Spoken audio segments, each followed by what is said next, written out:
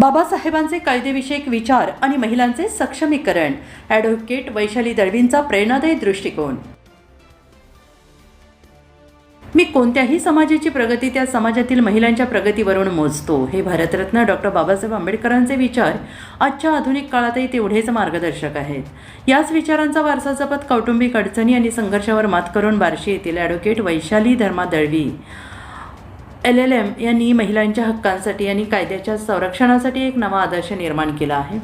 संघर्षातून वकिलीपर्यंतचा प्रवास. ॲडव्होकेट वैशाली दळवी यांचा जन्म जगदाळे मामा हॉस्पिटल बार्शी येथे झाला. त्यांचे वडील धर्मा दळवी यांचे शिक्षणावर अतोनात प्रेम होते. लहानपणी एका ठिकाणाहून दुसऱ्या ठिकाणी जाताना लागणाऱ्या पुस्तकांच्या आणि वह्यांच्या याद्यासुद्धा त्यांच्या वडिलांनी आठवण म्हणून जपून ठेवल्या.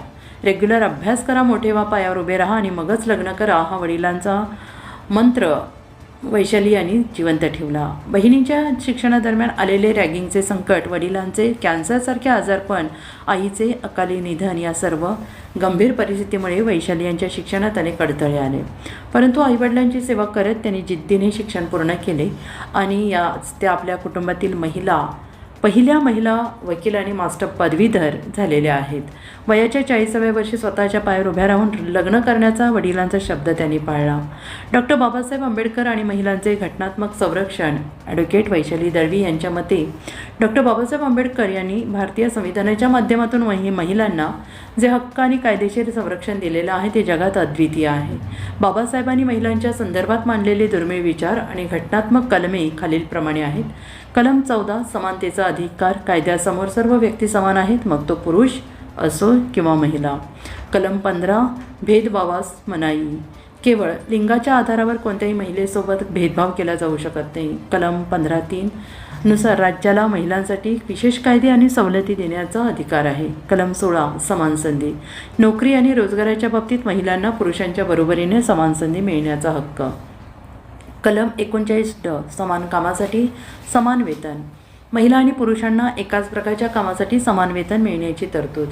कलम 42 प्रसूती सहाय्य. महिलांना कामाच्या ठिकाणी मानवी परिस्थिती आणि प्रसूती काळात सुट्टी आणि सहाय्य मिळण्याचा अधिकार. हिंदू कोड बिल आणि कौटुंबिक हक्क. बाबासाहेबांनी संसदेत मांडलेले हिंदू कोड बिल हा महिलांच्या हक्काचा सर्वात मोठा जाहीरनामा होता. जरी त्या काळी त्याला विरोध झाला तरी नंतर तुकड्या तुकड्यांमध्ये का होईना बाबासाहेबांचेच विचार कायद्याच्या रूपात आले.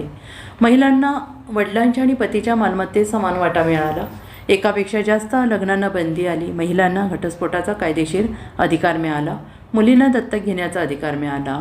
हुंडाबळी आणि महिलांवरील अत्याचाराविरोधात लढा. आजही समाजात हुंडाबळी आणि घरगुती हिंसाचार आणि रॅगिंगसारख्या प्रवृत्ती पाहायला मिळतात. यावर बोलताना ॲडव्होकेट वैशाली दळवी यांनी म्हटलं आहे की बाबासाहेबांनी महिलांना कायद्याचे शस्त्र दिले आहे. हुंडा प्रतिबंधक कायदा 1961 आणि भारतीय न्याय संहिता BNS मधील हुंडाबळी विरोधी कडक तरतुदी महिलांचे रक्षण करतात. महिलांनी अशा अन्यायाविरोधात गप्प न बसता कायद्याचा वापर करून स्वतःचे रक्षण करायला हवे.